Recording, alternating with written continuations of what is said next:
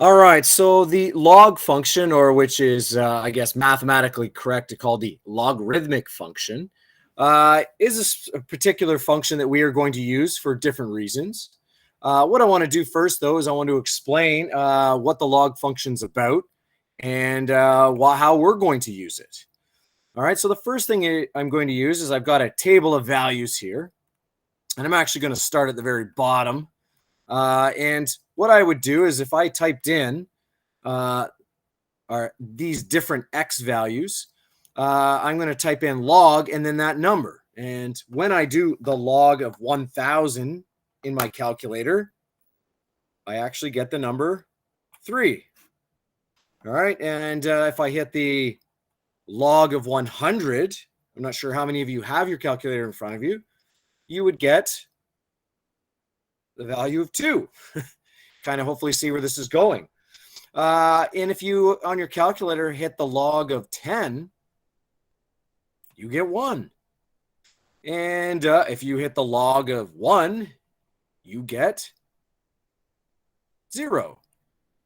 Now, 1/10 as a decimal would be taking the log of 0.1. And in fact, you get, when you hit the log of 0.1, you get -1. And 1/100th here would be 0.01. And if you hit the log of it, I guess you can guess what's going to happen here, is you get -2. Now, what the log function does, there's a couple ways to look at it. The first thing is it takes a very large number and makes it smaller, but it makes it smaller in a certain way. And that essentially all it is counting the number of zeros left of the decimal place. So in this case, 1,000 has 1, 2, 3 numbers left of the decimal place. Or I could look at it as 1,000 is actually 10 to the power of 3. And I'll come back to that. 100, we have 2 numbers left of the decimal place. So that's why it's a 2. Or again, you could look at it as 100 as being 10 squared. Same thing with 10. As you can see the pattern here, 10 to the power of 1. 1, well, there's no zeros. And 1 can be written as 10 to the power of 0. Now you get 0.1, you've got a number 0, no zeros. Well, I don't know how to explain that one, but another way of looking at this is that 1/10 is 10 to the power of -1. And same with 1/100th is 10 to the power of -2. So it's like the number, well, it is like this, is that the log takes the number, puts it to the power of 10 with a base 10, and then takes the exponent off. All right, so that's kind of the short form of how it works. Now, if I'm drawing a graph, graphing the log function, so I've got my numbers here. You can see from 0 to 6 down to -2 here. In terms of my x-axis, I'm going to say go up by hundreds for every 2 spaces. So this would be 200. Let's see here. 300, 400. There's 500 right there. 2 more spaces. That's 600, 700, 800, 900, 1,000. All right, now if I'm graphing the log function, again, let's see, I'm going to use red. When x is a very small number, 0.01, we have -2. So there we go. And then when it's 1/10, it's -1. So there's not going to be much of a difference there that you can tell on my graph or a graph. Again, I'm just following these values. When x is 1, you have a value of 0. Well, if these spaces are 2 spaces are 100, 1 is not going to be that noticeable either. All right, and then when you have a value of 10, which I guess will be right in there, you have the log function is 1. And, well, when you have 100, so now we got x equals 100, you hit the log button, you get 2. And when you hit x equals 1,000, you get a value of 3. So a sketch of our log function looks like this. There we go. Now, the key here with the log function is this. It was used hundreds of years ago before calculators because they couldn't deal with big numbers. It was difficult, especially with the education level hundreds of years ago. And so if they're traveling great distances by boat, they needed to calculate certain things. And so to do that, they use the log function. And the log function helps because you take a very big number and it becomes much, much smaller. And so it's obviously easier to deal with smaller numbers. Now, for us, here's what we're going to look at, is why we're using the log function, is that there is an expression where I have the log of a to the power of b is equal to b times log of a. This is just one of the log laws. We're going to go through several of them today. Now, just to prove that, if I take the log of 3 to the power of 20, and if you type into your calculator 3 to the power of 20, you'll get a very big number. In fact, you'll get, what do I get here? 3, 4, 8, 6, 7, 8, 4, 4, 0, 1. All right, that's 3 to the power of 20. And if I take the log of that, I simply get 9.54. Again, taking a large number and making it smaller. Now, that's log of a to the power of b. But what about if I put the 20 down in front and then just times it by the log of 3? Well, the log of 3 is 0.4771212. So you can see I take the log of 3. I get a very, very small number because 3 is already a small number. And when I multiply by 20, guess what I get? 9.54. So that is a law that we're going to use. Now, how are we going to use it? Always important, right? Because we're going to solve, this unit is all about logarithmic functions and exponential equations. And so what we're going to do is use the log function to solve an equation. And in example 3 here, A, I have 4 to the power of x is equal to 320. And we're going to solve for x.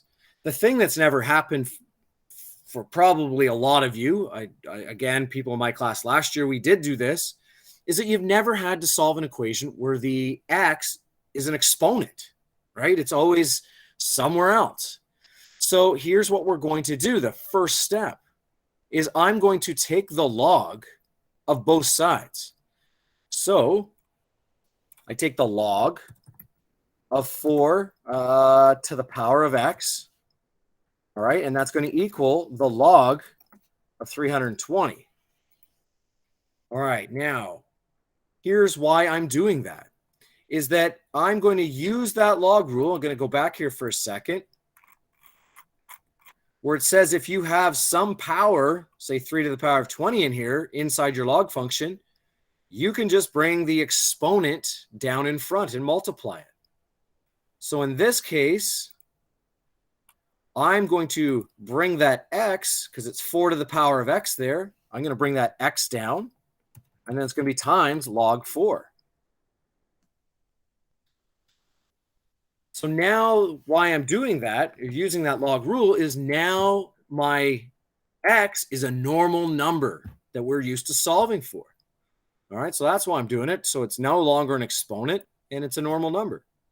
Now, the log of 320, that's just a number. Again, it's going to be a smaller number. And given the fact it's in the hundreds, it's going to be 2, or it's going to be 2 something. And when I put log of 320 in to my calculator, I get 2.51. All right, now the log of 4. I can actually figure that out too. That's a number. And when I type it into my calculator, I get 0.6 equals the 2.51. So now all we do is we have a normal equation where x is down in front. There's no exponents. And so I guess I could rewrite this. I'm only going to do it this time. 0.6 times x. We always write the number first. Not completely necessary. All right, and so I'm going to get x by itself. So I'm going to divide both sides by 0.6. And so then my x value, I take my 2.51, divide it by 0.6, and I get 4.18. And there's the value of my exponent that makes this equation true. All right, so let's try another one. I'll just check the chat here, make sure there's no questions about that. All right, let's try a tougher one here. Here we go. Example 4. Solve the following equation using the log function. So once again, we have our x value is an exponent, so that's a bit of a problem. All right, and so now there's extra stuff there. We'll deal with that. But again, if I want to bring that x down for it to be a normal number, I'm going to take the log of both sides. So I got log of 3 to the power of, I better put in brackets here, x minus, you know what, I'm just going to write it in after here, equals the log of 1,350. And again, in my brackets here, whoops, up in my numerator here, I got x minus 2. There we go. All right, so now again, I'm going to use that log rule. And so I'm going to bring the x minus 2 down in front of the log function. So I have the log of 3 there. The log of 1,350, that's in the thousands, so it's going to be 3 point something.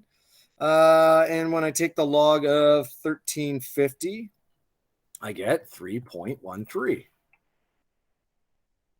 All right, now, again, anytime I can figure something out, I do it. So the log of 3 is just a number here.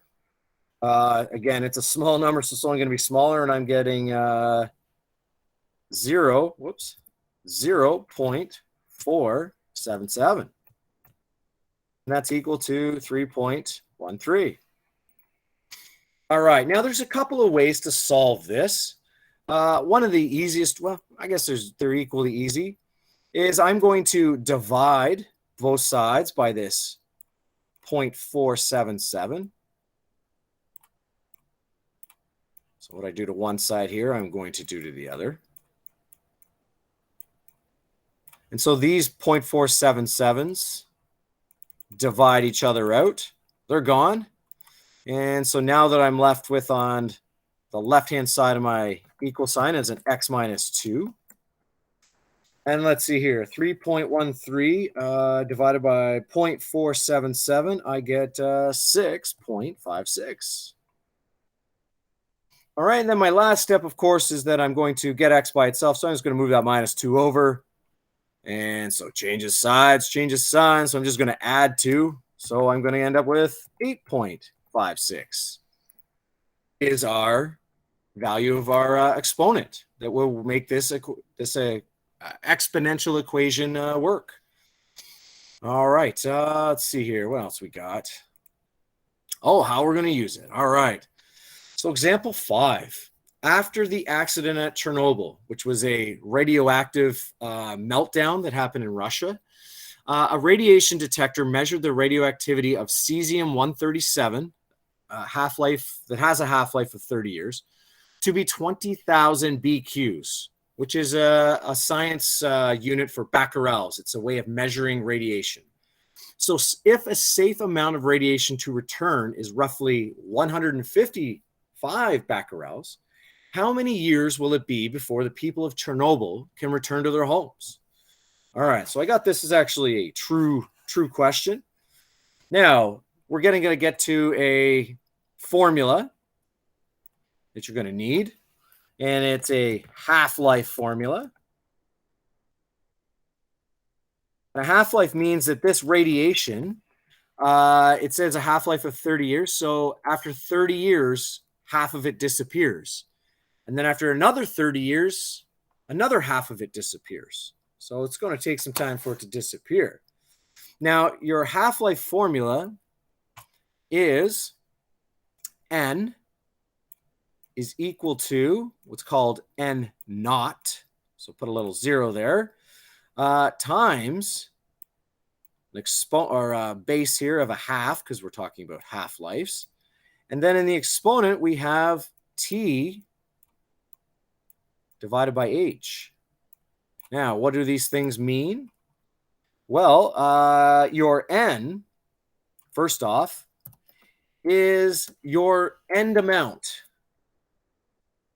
how much you end up with. And in this case, after, well, we don't know how many years, we have 155 becquerels of radiation left.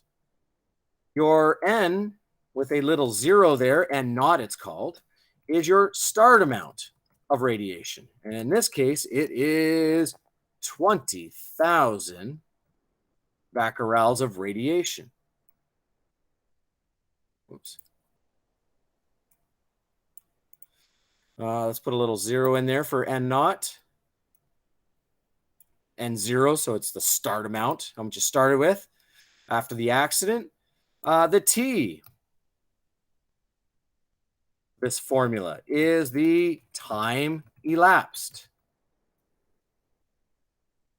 And in this case, we don't know how long it's going to be before they can go back home. Tell you what, they still can't do it, even today. And this happened in 1980, I believe, or 1980, no, sorry, maybe 1986. H is what's called our half-life. Now, radioactive material, they all have different half-lives. This one has one of 30 years. There are some types of radiation where the half-life is thousands of years, which is clearly a problem with nuclear energy in case there's an accident. All right, so we have our formula, we have our values.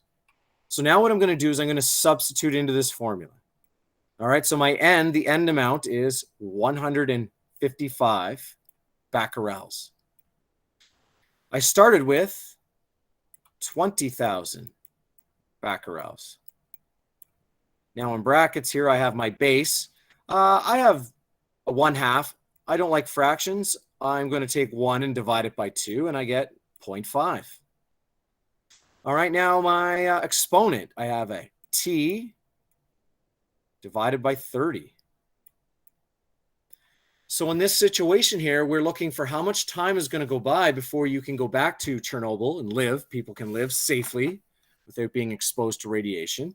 And see, we're again going to be solving for an exponent. Now, we are going to use the log function, but not just yet.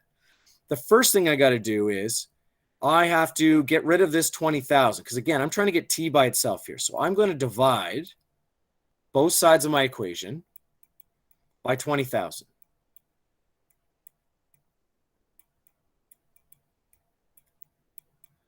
All right, and so what I end up with, I take 155, I divide it by 20,000, I get 0.0078 equals, again, that's where I'm going to have my 0.5.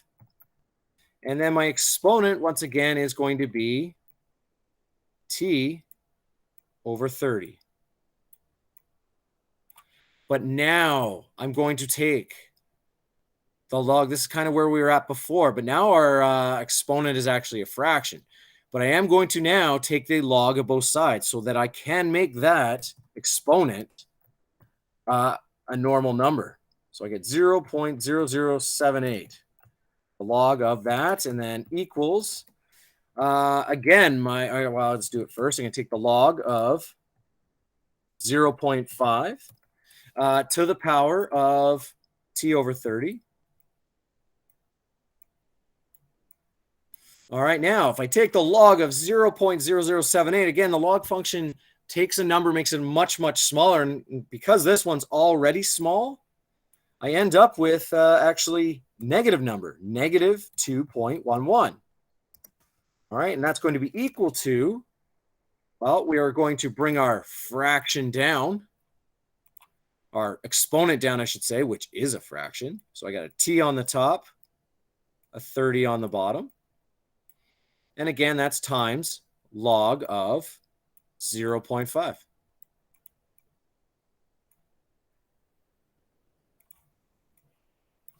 All right, so now to simplify things. Well, we still got this negative 2.11 is equal to, let's see, I still got t over 30. I'll put the 30 in after. I'm going to find out the log of 0.5. And the log of 0.5 is, again, small number. It's negative 0.301. And again, I can't forget my 30 here in the bottom. All right, now this is a spot where I find a lot of students get confused on solving for t. What I'm going to do is I'm going to take this negative 0.301 and I'm going to divide it by 30. All right, so let's see here. I still have my negative 2.11 equals t. And now I divide those two numbers and I end up with negative 0.01. All right, now, finally, I'm going to divide. I'm going to get t by itself here. That's our whole goal. I'm going to divide by this negative 0.01 on both sides of the equation. Negative divided by a negative is going to give me a positive, which has to happen because time can't be negative. You can't go back in time. And in this case, if I take my negative 2.11 and divide it by negative 0.01, I get 211 years. It will take. Now it has to be, years, because t and h have to be in the same units because they're dividing each other in the formula. So in this city, which is probably the size of Oshawa, I believe, it's going to take, I think this accident happened in 1986. I'd have to check it out. It's mid-80s. It's 211 years from 1986 that it's going to take before people can go and live at this place again. And they're still having issues. People are still having radiation problems from this place. All right, just a little science action for you. Here's another one. Example 6, which again was true. I'll get to that. The world population is doubling every 35 years. In 1980, the total world population was about 4.5 billion people. If the doubling period remains at 35, which it hasn't, find the year in which the world population will be 36 billion. All right, a lot going on there. Now, we just did half-life formula. Guess what? There is what we call a doubling times formula, going the opposite way, not cutting in half, but multiplying. Oops, form U. And here's our formula, and it looks very similar to what we just did, because what we're going to have is n, which again is our end amount, in this case, end amount of people. N naught is the starting amount. Our exponent is not going to be a half this time. It's going, or not exponent, but our base is not going to be a half. It's going to be a 2 because we're doubling. And again, we have t, which is our time elapsed, over d. So again, writing, and again, we'll get to our doubling times. But so in this case, there's our formula. N is the end amount. We want to know when the world population will be 36 billion. 36 billion people. That is our N, our final amount. We're finding out or looking at N naught, which is our perspective here is we're starting at 1980, where you got 4.5 billion people. We want to know, again, the year. So we want to know how much time will go by before that happens. By the way, I believe there's about 8 or 9 billion people in the world right now. And D is what's called our doubling time. Remember we had our half-lives the last example? Well, this is doubling time. And this is 35 years. All right, so again, we're going to have to solve for an exponent. So just like the last example, I'm going to just leave our number of people in billions. So our end amount here is 36, but again in billion. Our N naught is, we're looking at 1980, 4.5 billion people existed, which again is roughly true. We're talking about doubling time, so our base is 2. Our exponent, we got a t divided by, not a 30 this time, but a 35. All right, so again, I'm solving for t, but I can't take the log function yet because I got to get rid of this 4.5. So I'm going to divide both sides by 4.5. All right, so those 4.5s divide themselves out. And so I get 36 divided by 4.5, which is Oh, it's a round number. 8. 8, all right, is equal to, I have my 2 in brackets. And then again, my exponent is t over 35. So now is when I'm going to take the log function of both sides. So we'll go the log of 8 and is equal to, we're going to take the log of 2. But again, it has an exponent of t over 35. All right, so now I can actually figure out the log of 8. It's a small number, so I'm probably going to get a small answer, and I do. I get 0.9.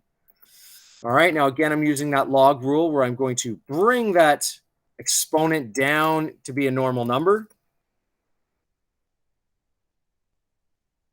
35 in there is a fraction.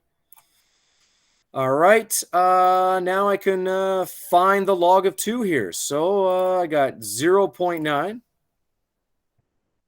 is equal to t over 35. I'll put that in there, the 35 after. Log of 2, small number again. I get 0.3.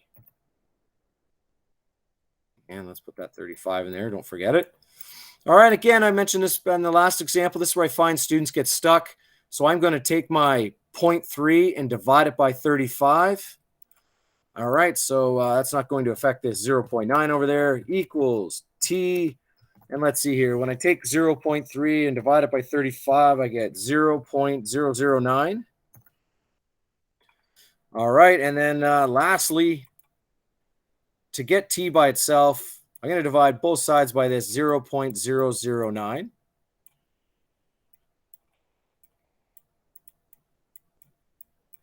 And so those divide each other out.